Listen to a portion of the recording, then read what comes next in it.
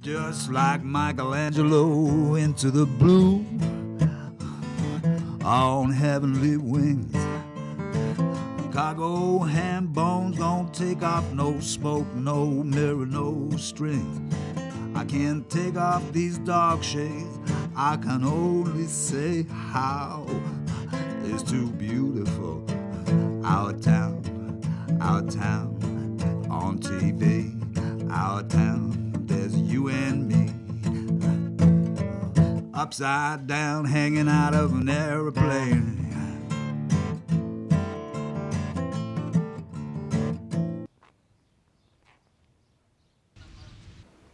Welcome to Our Town. I'm your host, Larry Frost, and today with the Amesbury Cultural Center, we'll be reviewing a summer safety lecture and pandemic flu planning. So, let's go and check it out. Do some planning that can make a difference. History tells us that our government actually planned very poorly and reacted very poorly to the influenza of 1918. And perhaps I was absolutely meant to be a public health nurse. My father had a sibling who died from this influenza, and I grew up learning that as a little girl, that baby died from this flu in 1918. So maybe it was destined that I would, do something for it in the future. And Carol, I believe the library has a selection of books on influenza, Pandemic influenza, yeah. There's a couple of books that are here. Okay. Okay. And if anyone in the crowd really has an interest in this book, I wouldn't mind sharing it. That's how books are like babies to me too, but certain subjects are, I know, I'm different, huh?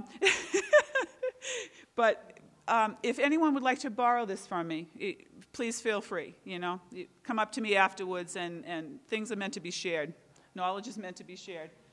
So, also along those lines, I knew that it was catching on, that I was serious about this in the community. I get, this is a Pez toy, and this is Chicken. Do you know the story about Chicken Little? What does Chicken Little say? The sky is falling, the sky is falling. So I'm like, pandemic flu is coming, pandemic flu is coming. You all have to help me prepare. So the emergency planners in town, Sergeant Gagnon was here earlier, the police department, fire department, we worked together for a while and did a pandemic drill with our flu clinics. They call me Chicken Little, and they make fun of me, so that's okay. You remember this, Chicken Little. I get presents like this at Christmas time, bird masks, okay? And I buy myself, this is a scarf. This is an avian influenza scarf, and I'll show you what they did. Can you see the birds in? Yeah, can you see the birds? Okay.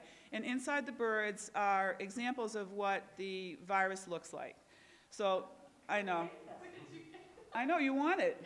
You do, don't you? See, science teacher? I knew you would, but this is mine. So, you can borrow my book, but it's pretty bad, right? Thank you, Esteban. It's pretty bad when your clothing starts to reflect your work too. So, anyways. I just thought you would find it interesting. But not to be alarmist, this statement in and of itself is true. We're all going to die. But because they tie it with a bird, it makes you think that we mean from bird flu. And I certainly hope that's not true. So if we discuss this in advance, like we're doing now, it seems alarmist, right? It's Chicken Little. That nurse is nuts. She's up there telling us we got to worry about pandemic flu. If we discuss this after a pandemic begins, we look inadequate. I picked this picture because, as a citizen of the United States, I was dissatisfied with the president's response to Louisiana. Now, that was a natural disaster, not a disease. But that was one state only, and they are still suffering, and that response was inadequate. It makes me worry about what they would do with a disease that's going to be all around at the same time, as it has been before in history. So, this presentation is a call to action. It only makes sense to be prepared. We have a plan in town that we're working on, but having a plan and being prepared are two different things. There are all kinds of binders in every job about how to do things and what to do, and unless you try them and unless you ask the people what's important, what they need, what their worries are, what they think are the solutions. We don't have a plan. We have my plan. We're not prepared until your input is there, because I think that you have the answers to some of the questions that will come up with this, and you'll see what I mean. So when this is understood at the individual level, I'll be satisfied. And maybe if it's not the individual level, I'll take the neighborhood level. This is my theory on it. Actually, could one of you get me one of those waters? As much as I love to talk, my mouth is dry as a bone here. Thank you. If something is going to affect a community all at the same time, then some of us need to be well to watch out for others. I think that in every neighborhood in town, there's what I call a neighborhood leader. You know the guy who it takes 2 hours to cut the grass because everyone that goes by stops and talks to him, and him likewise. He pretty much knows every person in the neighborhood and can tell you who just had a new baby and how the new widow is doing. And there are neighborhood leaders in every neighborhood. You know who they are, you just haven't exactly thought about it. That's one way of looking at it. If you can reach out to your neighbors at that level, then you have a plan of something that would work. People that can watch out for a group of people and work together on something.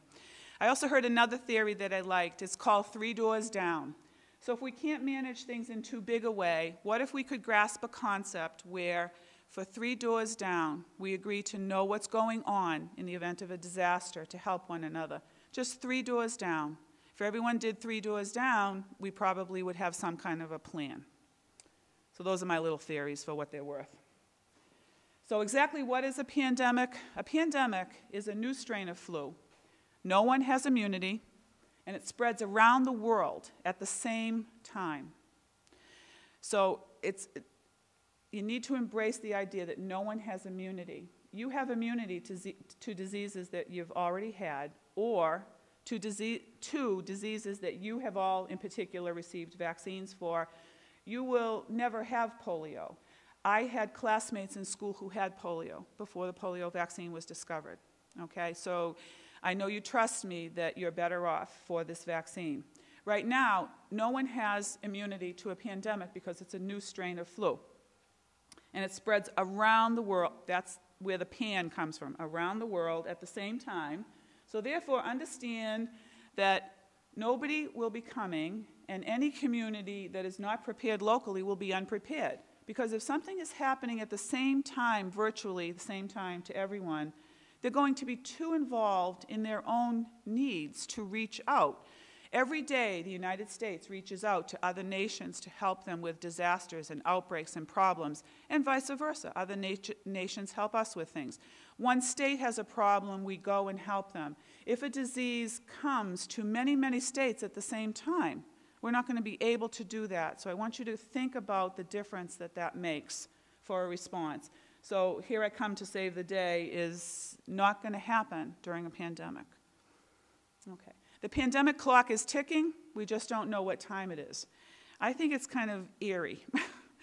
I don't know how else to put it. I'm not saying that this is happening next year or 5 years. I don't know, and that's what's bothersome. But my job as a public health nurse is to prepare this community as best I can. And I don't know how to measure that, but this is our attempt we're starting somewhere, and I'm grateful for all of you that are here. So, these are pictures in Vietnam, I'm sorry, I haven't done it for a while. I just had to think about what this represented. You can see that this gentleman on the left is literally with his ducks. The people on the right are literally sleeping with their chickens. This is their economy. This is very valuable to them in those countries. So their exposure to the avian flu is very direct. We are not sleeping with our chickens or our ducks tonight, right? They're all in little styrofoam packages at Stop and Shop, and that's called our food. So it's a little different in parts of the country where this disease has started. Okay, but we do know what time it is. It's time to prepare. Some things we prepare for because the consequences of not doing so are so great. If you're listening to this presentation, we ask that you help prepare. Now, keep in mind this important distinction. Avian flu is a disease of birds, okay? It's a disease of birds. It's not pandemic flu yet. We don't have a pandemic flu going on yet. But the avian flu that's out there now that people way smarter than me are watching is a strain called H5N1. That avian flu is highly deadly in poultry. And you can see the example here. This is a chicken farm, turkey farm. Those are turkeys. I'm sorry. You can tell I grew up in Lynn. Although my Italian grandfather did have this stuff in the backyard. But the turkeys on the left, a few hours later, when a flock is infected with H5N1, a few hours later, that's what happens to the flock. That's how quick it is. That's how quick the disease is in birds. Okay? So now, the World Health Organization has established pandemic phases. Right now, the world is in pandemic phase 3, and I think you can read it. It's a pandemic alert phase, and it refers to no or very little human-to-human transmission. There has been very little human-to-human transmission, but they believe that there have been some cases in Southeast Asia that were transmitted from person to person. So it's just stage 3, and then there's stage 4 where you see there's evidence of increased human-to-human transmission, okay? So we have a ways to go, but you can see that we're not at phase 1, okay? I'm sorry, I really need a drink. This slide is an example of the migratory pathways that birds use to, how do they know how to do this, Mrs. McBride? Isn't this something? But the birds, because they travel in these pathways, you can see how they commingle with other birds as they loop into a different area. And so if they travel from east to west, the United States is to the right of the middle. There are scientists stationed in Alaska, in the United States, to watch for signs of avian flu entering our country. It has not happened yet, but there are scientists stationed where that loop will first meet North America on the theory that migratory pathways may contribute to the spread of this disease amongst flocks of birds. Okay, so it hasn't happened yet, but they're watching. Except there was one death in Florida of a duck, and I'm sorry, I just had to watch your reaction. I've done this so many times, I don't know. I have to inject a little humor, so forgive me.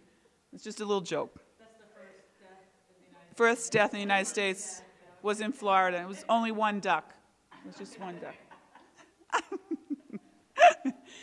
But as of March 12th this year, there were 287 reported cases. Now, imagine third world countries helping the World Health Organization with this data.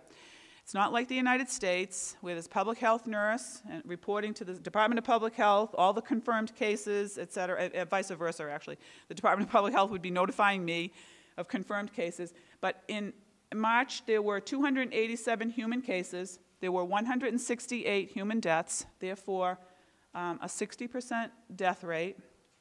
And the normal flu season in the United States, we see about 36,000 deaths every year from just our regular strains of flu.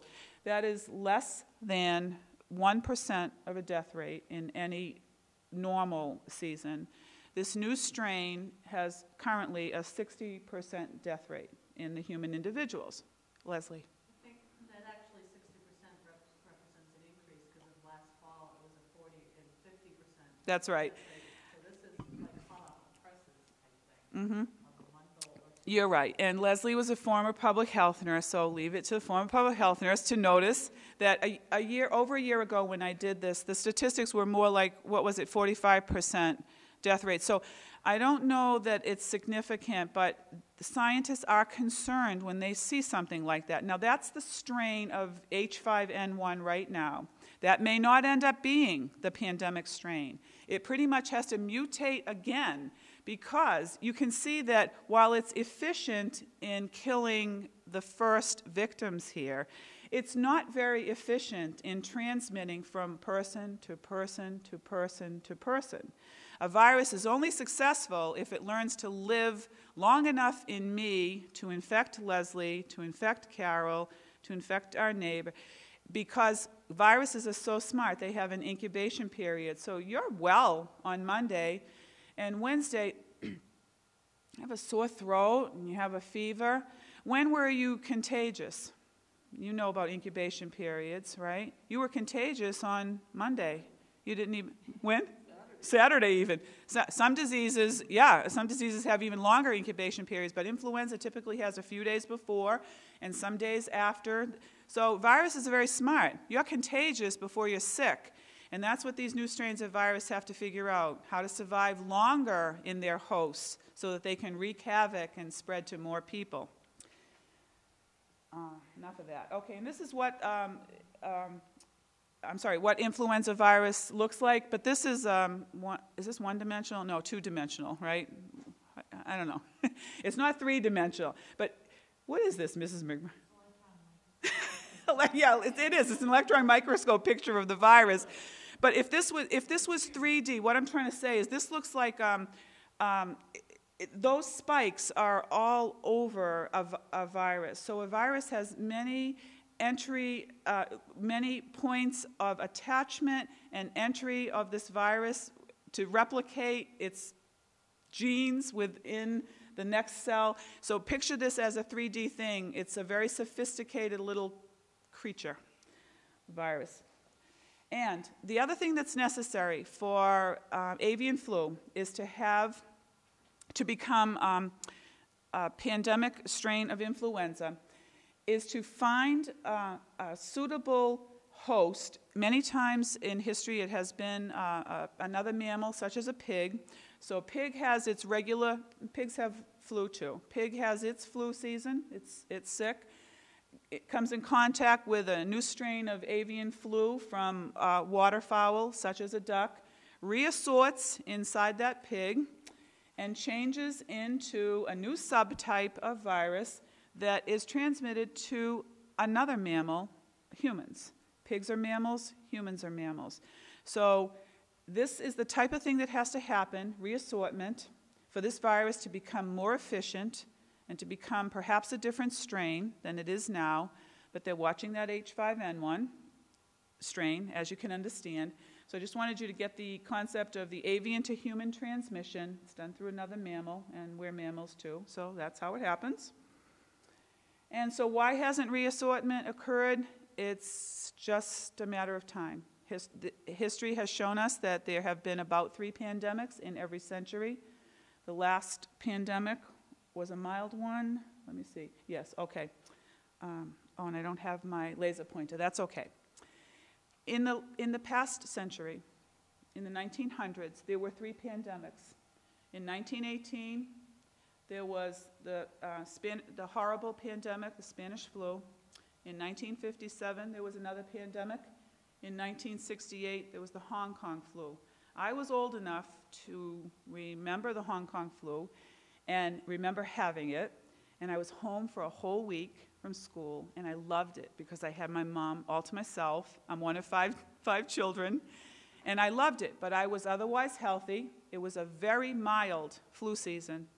It was a very mild pandemic, as pandemics go. So unfortunately, most of us who are alive might remember this Hong Kong flu pandemic in 1968. It was just nothing to write home about. So who cares about pandemics? But if you talk to your grandparents or great-grandparents and ask them about 1918, that was a very different scenario. And you'll be able to follow these graphs. In 1918, the thing that was most interesting on the, oh my gosh, what is it? X-axis, the what? The numbers across the bottom are age groups, X-axis, thank you. And the vertical axis is the y-axis, right? Okay, so you'll see number of cases in 1918, and the age groups, the young, if you can't see it, the young groups, young ages are to the left, and the older people are to the right. If you look overall at the 1918 slide, you can sort of see a W pattern, if you envision basically a W. In 1957 and 1968, you can definitely see in 1957 a U pattern. Okay, a U pattern is very typical in any flu season, where babies and seniors die most frequently from influenza. In 1918, I want you to look carefully at the pattern. Yes, the babies died, and I'll tell you, because I'm close to the numbers, those next highest peaks were 20, 25-year-olds and 30-year-olds, etc. So the soldiers in World War I, when this virus occurred, when this pandemic occurred, died in droves. Healthy, no one's healthier than young soldiers. So that age group was most affected by that pandemic. And then you can see, yes, some seniors. I know you can understand this and see the difference. So that's why when we see the new strains of H5N1 acting similarly, I'll tell you that I didn't have this graph to show you, but young people, out of that 60% that have died with the new strains, they're younger people. So scientists are concerned when they watch this. And you might say, well, why would the healthiest people in a community die most from a new virus? They should be able to survive it most easily. The theory came around because of a belief that their young immune systems were so strong and so robust that they sent out a response with a cytokine storm that caused its own inflammation in their lungs. So the very response that helps to protect us from diseases actually overwhelmed their young lungs, and they had inflammation and disease that killed them within a few hours sometimes. So it was very, very dramatic, and something that certainly caught everyone's attention.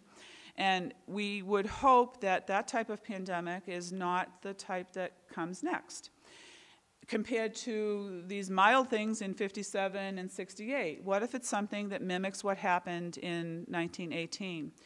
Because if you were to think about world diseases as a social thing, would you want the youngest, healthiest people to die in any community? And no, the answer is no, because you want those who can reproduce and care for young and care for old and work and rebuild a community to survive. If I had to choose, I would say that, and I've done this presentation at the senior center, and the seniors said, I would want my children to get the vaccine. I've lived my life. I would want to die. I would want my children to live. There are other social scientists who would say, too, that sometimes it is horribly tragic when babies die from influenza. But if you thought about survival of a country or a world, we would want your age group to survive, because you can recuperate and have families and work and rebuild a community. So babies become a burden for a community that's stressed with disease. And so I leave that to the medical ethicists and your personal thoughts on what it means to have the best happen for the most or whatever. It's hard to think about it because in the United States we give the best care to everyone every single day in this country. So the thoughts of sparing resources or wishing for survival rates is a difficult concept, but I just ask you to think about it because this is what they dealt with in 1918. So the beginning of the pandemic in 1918, they were able to, through history as best they could, track the spread of the disease. And this will repeat itself. On the bottom, you'll see that this slide represents nothing more than 1, 2, 3, 4 weeks in 1918 where the disease spread. That goes away. Just keep Yeah, sorry, I know. Sorry about that. The disease spread very quickly across the United States in 4 simple weeks. And this was in 1918, when transportation is whatever you pictured it to be. Okay? You know it's not what it is today. So if this happened in 1918 over the course of a few weeks, then with our transportation system, what would a response be like? We don't know. We predict that there could be quick transmission of disease. I actually know people that have been to Southeast Asia in the past year. My mother barely knew anyone who went on a plane in a year in her lifetime. How many of you in this room know someone who traveled on a plane in the past month? In the past month. The past month, the majority of the room has raised their hand.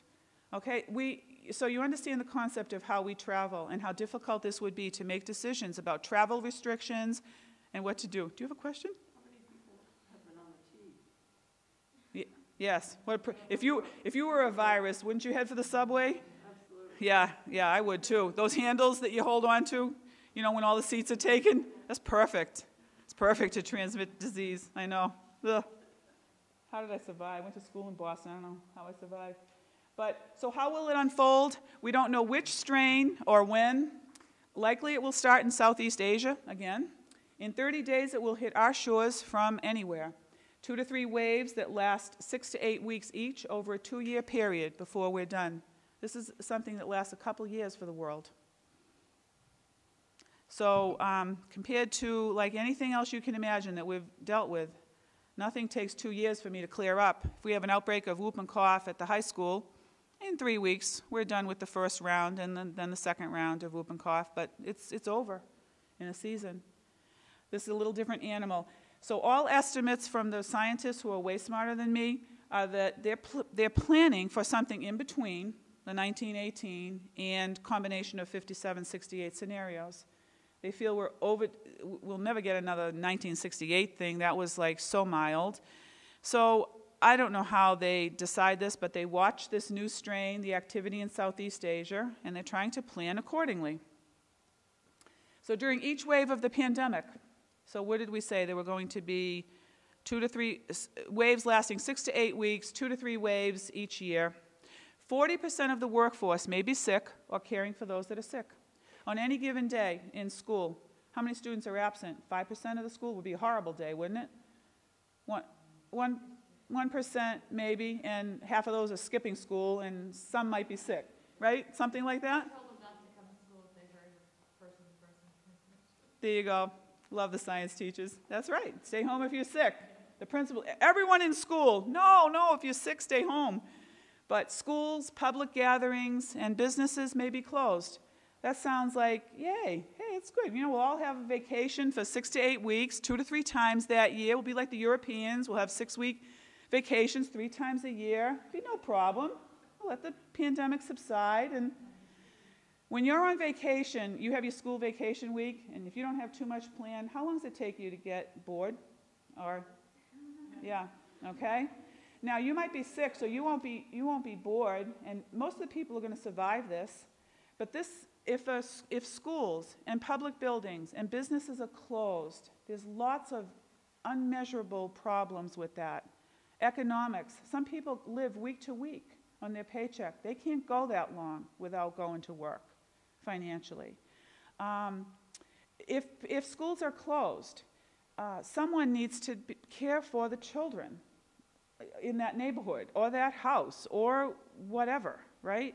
This is very complex. Some schools are looking into plans for 6 to 8 weeks and distance learning. Yeah, that's fine if everyone has computers and if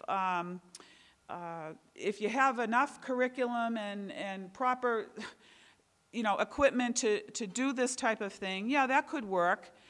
But you can see the logistics of this and how complicated this would be. So will this affect your life or business if things were closed for 6 to 8 weeks? Yes, I'm sure you would agree it would. Come on in, ladies. Have a seat. Actually, ladies, this is Joan Connor. Joan's the school nurse team leader in Amesbury, and Sharon White is the health agent, who's now here to join us. So that's who they are. In Massachusetts, during just one 8-week wave of a pandemic, our state population is about 6.4 million people. So 30% of the population, they predict, would be sick during this time, and that's that's a conservative estimate. So 2 million people could be ill in an 8-week period. 1 million will see a doctor, which is 15% of the population, half of that amount will see a doctor. The others will recover and be well on their own. 80,000, just 4% of those who are ill will be hospitalized. On any given day in Massachusetts, we have only 23,705 beds, including putting beds in the hallways. This is their surge capacity plan. This is where they've taken every available bed, every nook and cranny, and designated it for pandemic care. So this is on any given day in Massachusetts, a highly technological, medically based state. Okay, you don't realize how many colleges and universities and healthcare institutions we have in Massachusetts compared to other states. So 23,000 beds, we need 80,000. Okay, so that alone is very sobering, but if even 1% of the ill die, like in other pandemics, that would be 20,000 deaths during that 8-week period.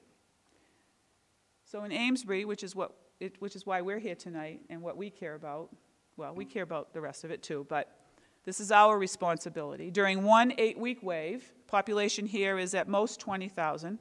Okay, it's a little less than that on any given day, but you have to plan for those who are with us and those who are not registered, those who are visiting and those who are not registered, and whatever. It's always a little more. So approximately 6,000 could be ill. That's 30% of our population. 3,000 will see a doctor. That's 15% of the population. 240 of our residents during this one 8-week period will be hospitalized. 4%, that's 4% of the ill. Now, 240 people in 8 weeks. Try to get a little... Do you know how like it's big news when, if you know someone that's in the hospital, like so-and-so's at Anna Jake's Hospital or so-and-so's in Boston, that's a big deal in any given week in any community. Not everybody's everyone is working and in school and living their lives. 240 people in Amesbury in the hospital at one time is significant, okay? I know you understand this. 60 could die, that's 1% of the ill, and this is in a 7 to 8 week period. Add this to our normal. We have 1 to 2 deaths a week in Amesbury. More like 1, okay?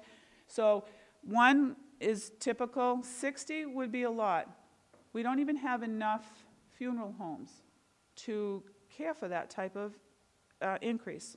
We've asked the funeral directors to be part of our planning. I know this, I don't mean to be morbid. I'm trying to explain to you, if something bad happens to a community, how do you respond and how do you plan? The funeral homes only have storage for 1 body, they tell us, or so. So 60 a week would be a problem, right? You understand this? Please be the biology major and the nurse, and okay?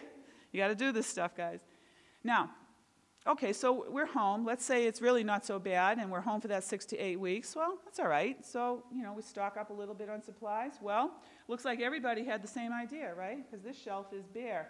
Have you ever gone to our local supermarkets during just like, not even a blizzard, or just like a good storm's coming, and you go too late at the end of the day, you actually work late, you work overtime that day, and you go, it's pretty picked over sometimes if you go because you really have to, or if you go just because the storm mentality. We have so much a just-in-time economy here. I did not realize. I just thought that America had warehouses full of food, that we could just, 6 to 8 weeks, no problem. No problem. We can just, use it up for a while and then we'll replenish. It's not that way. And the reason it's not that way is profits. Inventory that sits on shelves is money lost. Things have to be turned over quickly for businesses to survive. So we live in very much a just-in-time economy. There may not be enough supplies, even in the richest nation in the world. And if you think it's difficult to run your business or your life with the normal scrutiny of the media around us, they might be in town tonight. The Finance Committee is announcing its budget, and the mayor's having a fundraising event in town.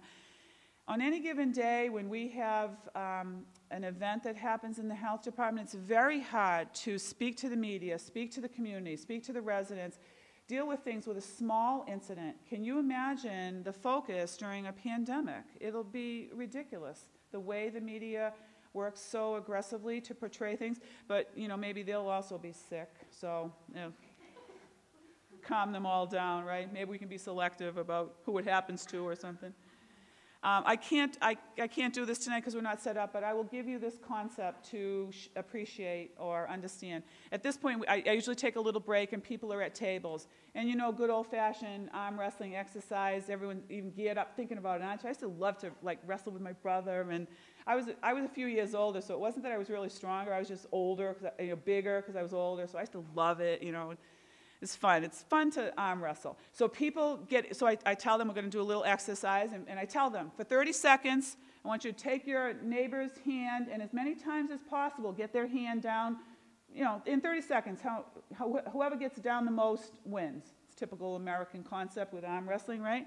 So the guys, elbow to elbow, all the rules, how to place your hand, all that stuff, right? The athlete's laughing, he knows, So they get in position, and they're real serious about it. Nothing happens, 10 seconds. Most of the time, to be honest with you, it goes the whole 30 seconds, nobody gets anything. Nobody does anything. Except the one person in the room who listened to what I said. And so Leslie, come here, quick, because Leslie and I are buddies with our Medical Reserve Corps. And we're just going to imitate this. I said to you, we're going to put our hands together, and in 30 seconds, get our hands down as much as possible, as much as you can. Put your hand down, so you're going to do it I'll today. show you this is what we're going to do. Okay. 1, 2, 3, 4, 5, 6, 7, 8, 9, 10, 11, 12, 13, 14, 15. As many as possible. Okay? So what was the difference? The difference is competition versus cooperation, right? I know, when I first heard it, I was with another public health nurse, Pat. We were there for 30 seconds, strong as she had been to the gym and everything. She was all into it, and we're the women in the crowd. So the point is cooperation versus competition, how much you can achieve when you work together. Because the command was, see how many times you can get your opponent's arm down in 30 seconds. All right, so that's what that was supposed to mean. And actually, I did it, and I said we were going to skip it, so I'm sorry about that. So isolation and quarantine. You'll hear a little bit about isolation and quarantine. These are concepts that are used to control disease. Isolation is separation of the person who is sick. You isolate the person who is sick. Quarantine are restrictions imposed on the people who are well, but who have been exposed to infection and may become infectious. So if a household has avian flu, we isolate Barbara because she's sick, and whoever else lives with you is quarantined with you. So that's what isolation and quarantine means. We don't want to restrict people like this unless we have to. That's a very basic human freedom, to be able to move around as you wish. So these are public health concepts that we don't want to employ unless you absolutely have to, and they feel that they would be of very limited use anyways when a disease is rampant. It can be too late to initiate isolation and quarantine. But to picture preschools empty and classrooms empty and the locker halls empty and playgrounds empty, and the baseball season doesn't happen, and the basketball season and the bowling alleys, and it's difficult to think about nothing happening for 6 to 8 weeks because we need to look at our lives differently for that period of time. And so, though, that there's drugs out there, right? There's antiviral medication. So all we have to do is all get some Tamiflu, right? And we'll all be set. So the problem with that is that there's limited supply, number one. So that'll be a huge problem. And number 2 and 3, let's see. Reasons not to stockpile Tamiflu or to think too much about this. It will limit availability when we need it most. So if we use it right now and we need it next season, then we've misused some doses now during a regular flu season. Inappropriate use leads to resistance, just like all the antibiotics, the antibacterials that we've used for so long. Now we have superbugs because we overused those. And they must be used within 48 hours of onset of disease. You have to be pretty sure that whatever you're dealing with is the flu within 48 hours. So you have to know that you're sick, get to the doctor, get that confirmed, get a prescription, get to the drugstore, and start taking the medicine within 48 hours. When was the last time any of you called for even an appointment in your doctor's office? So, you know, okay, so just picture all that happening within 48 hours because that's the incubation period thing. You know, you got to catch this early. And up to 10% of the population can't tolerate it anyways in their stomach. It bothers their bellies to take it, so 10% of the people aren't going to be able to take it. And it has a limited shelf life, so we can't stockpile it anyways. So what do we do when human sneezes can, don't you love that? Where's our little science majors? Oh, you're going to be a biology major? Yeah, maybe not direct care in any way, huh? In the lab, controlled, the masks on and everything. But when a human sneeze actually looks like this, you can see how disease is easily transmitted. It's kind of cool if you're a virus, right? You know, you get a 3-foot shot at the rest of the world. But okay, so the hospitals, you know how we talked about there were only 23,000 beds, and so they would add beds. This is adding beds everywhere in the halls at the hospital. Now, you're talking about a disease that's you saw the length of that human sneeze, right? So you go to the hospital for the best care during this time, and they line you up.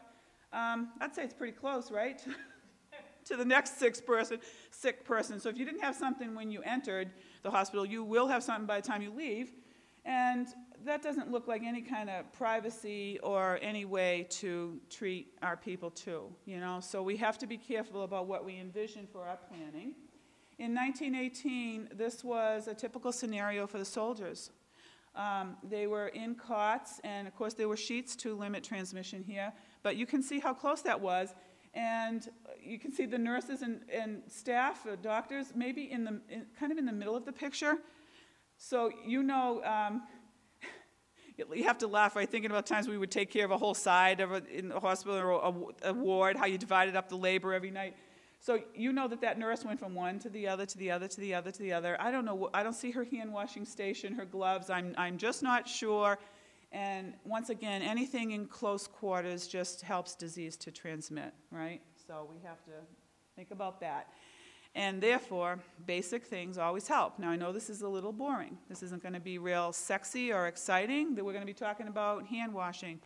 Hand washing, come on, hand washing, right? Hand washing is going to stop the spread of pandemic flu?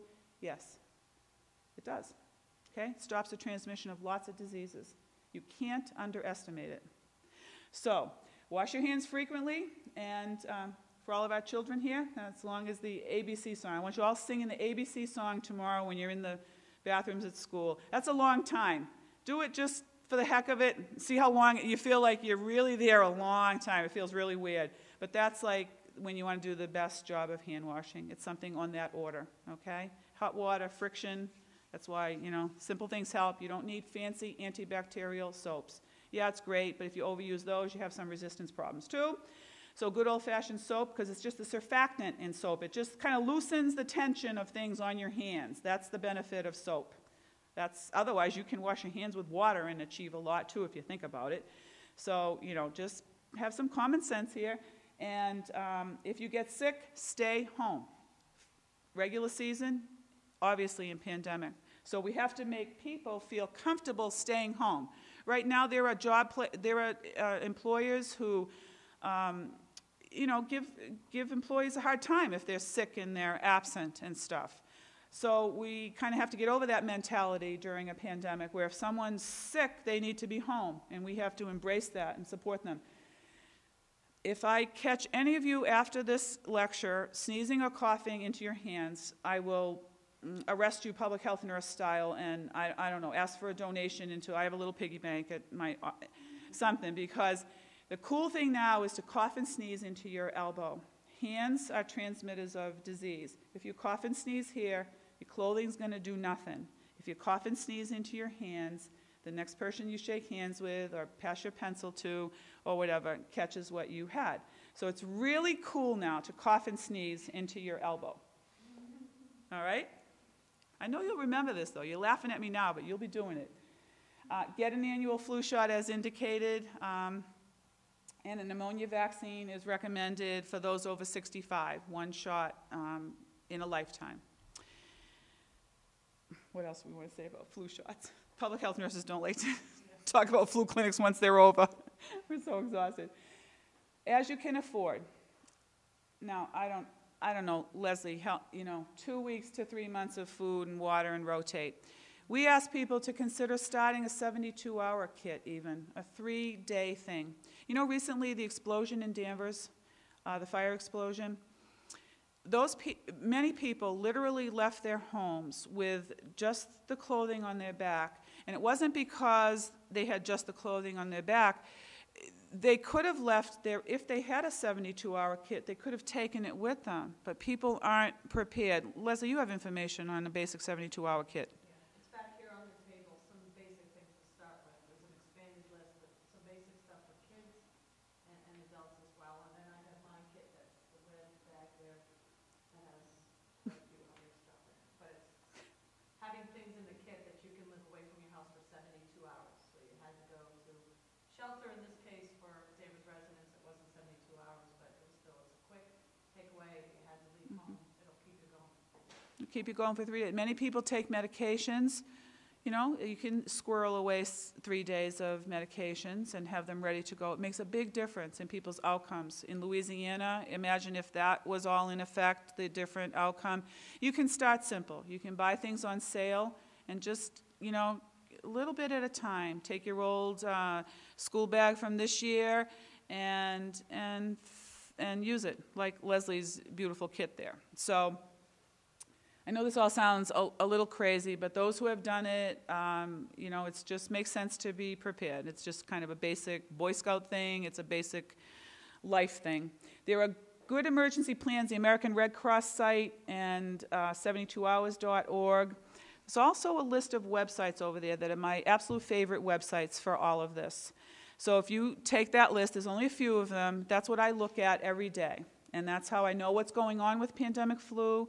That's how I know the checklist for schools and the checklist for business and the checklist for home and the checklist for home health care and the checklist for the fire department. There's lots of work to be done, and it can't be done in isolation. So if you want the best resources from your local public health nurse, grab that tiny little list over there. Getting prescription medications ahead of time for people who want to stockpile 2 weeks to 3 months is nearly impossible. We put the idea on there. We have to get to a point where people can stockpile some medications if they had to for a while. Your insurance companies won't let you do it. I don't know how to get to that point, but you can see that certain medications are life-saving. Diabetics need this and that to survive. Heart medications are essential. Some medications are not essential and could be eliminated for a while, but some medications are essential. So not for the bulk of this population. You guys are too healthy, but I know you understand what I'm saying for your grandparents, et cetera, or parents, or siblings. Our vaccine currently is, of all things, grown in chicken eggs, which are actually, victims of these avian influenzas at first, right? But we keep they must be very special chickens, huh? They must have like little crowns on them and, I don't know. Deluxe condos. Yeah, the little vaccine chickens for the country. But the problem is, how long does it take, how many months to produce vaccine? Up to 6 months, I think. Up to 6 months in the chicken eggs. Not exactly like a very efficient, modern system. So, biology major, if you can find a way to speed up vaccine production in this country, and they are looking at it as a cell-mediated culture form of vaccine production is in the works, but it's years away. Years away. I'm like, what if we need that sooner, especially for the pandemic? So when a pandemic comes, vaccine is the answer, but we're not going to have the vaccine for 6 months. So all that other stuff we have to do for a while until we have the vaccine. And then we get the joy of rationing it out and trying to decide who gets it first and how we do it. And I'll be under, what do you call it, police guard night and day. Everyone will think that I have it or, something like that. This is a regular flu season in the United States. And you see the media coverage for regular flu season. So what would it be like during a pandemic? You're right, half of them would be sick. Huh? You're Right, half of them. Yeah, half of the obnoxious media would be But they'd sick. be But, afraid of catching it. but you know what? We shouldn't be, I don't mean to be facetious about that. We will need the media like we've never needed the media during a pandemic to get essential messages to a community, right? So we need the media. Everyone makes jokes, and media, lawyers, you know. So how many different hats do you wear? This was probably for a little different crowd, but these are checklists that are on pandemicflu.gov. Every organization and group has checklists that the government asks the community to be responsible for. Since everyone's going to be sick and in need at the same time, you have to do your own planning. This idea of someone helping you or the government having the answer is not true. You have the answer. You know what's best for your family, and you need to be responsible for parts of this, okay? And that's what I'm here to ask you for. And the government has a responsibility in town. The mayor has a responsibility, and the police department has a different responsibility, and the fire department. But you have responsibility for something that's going to be this ubiquitous, that's going to be everywhere at the same time. We won't be able to help you. So the concept of helping yourself is always a good concept. Okay? Never more so than during something like a pandemic. But all these checklists are available on a website. This is the original website. I added some of my favorites. There's only a few. I only have time to look at a few, but there's lots of important information if you really want to keep track of this stuff. And so then, let's see, in summary, why are we here? A disaster is not the time to exchange business cards. We're all responsible for a local plan. We need preparation, not panic. If we don't use our plan during a pandemic, we'll use it for something else.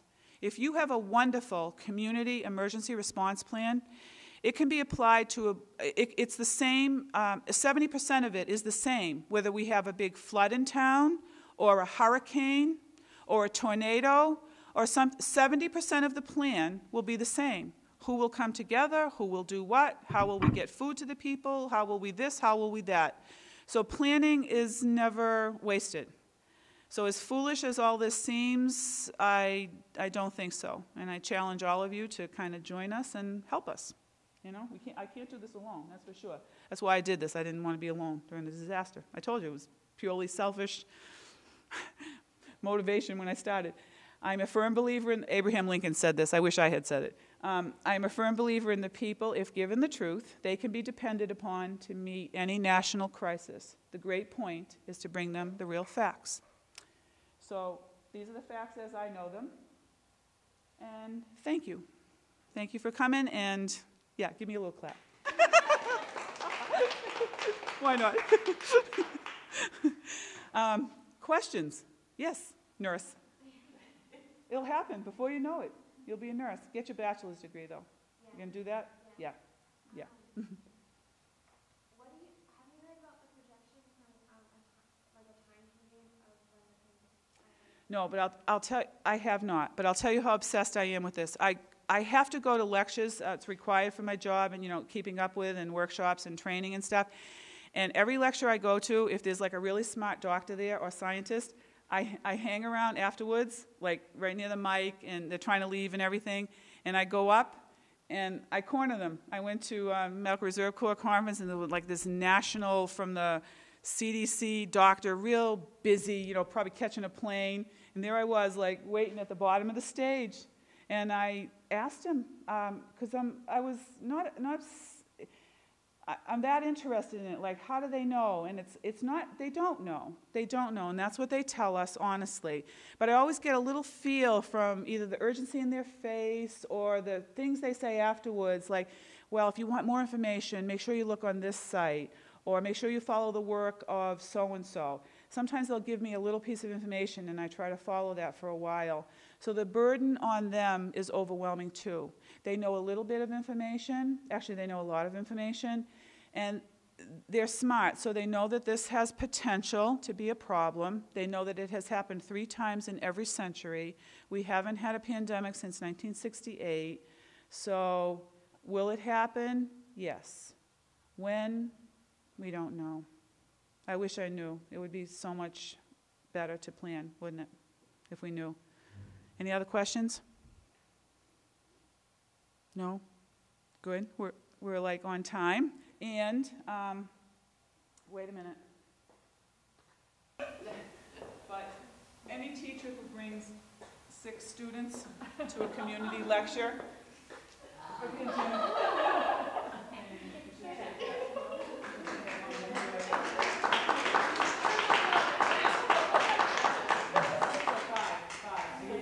more credit. Any teacher who brings 5 students out to Well, I think the students are the ones that deserve the credit. yeah, I do too. But you must, So pass you must the have a word good along. teacher, correct? Pass the word along in your school that if you bring students to lectures, you get prizes. You get flowers when you leave, but enjoy that. You good health. I can understand. Enjoy it in good health. Thank you. No, but it's okay. But it's Okay. Just like Michelangelo into the blue on heavenly wings. Cargo ham bones don't take off, no smoke, no mirror, no strings. I can't take off these dark shades. I can only say how it's too beautiful. Our town on TV. Our town, there's you and me. Upside down, hanging out of an airplane.